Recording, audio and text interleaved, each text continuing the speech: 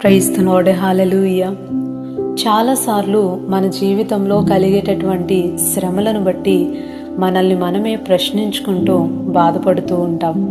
నాకే ఎందుకు ఇలా జరుగుతుంది, నా జీవితంలో ఎందుకు ఇన్ని శ్రమలు వస్తున్నాయి, నా కుటుంబ పరిస్థితులు ఎందుకు ఇలా ఉన్నాయి అంటూ మనల్ని మనమే ప్రశ్నలతో ప్రశ్నించుకుంటూ కృంగిపోతూ ఉంటాం.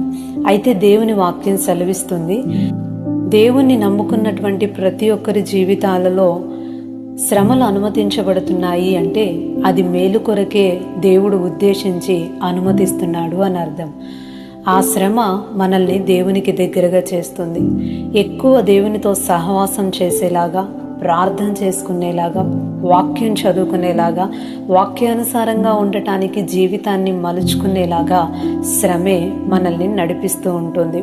బైబిల్లోని భక్తులందరికీ కూడా శ్రమలు అనుమతించబడ్డాయి.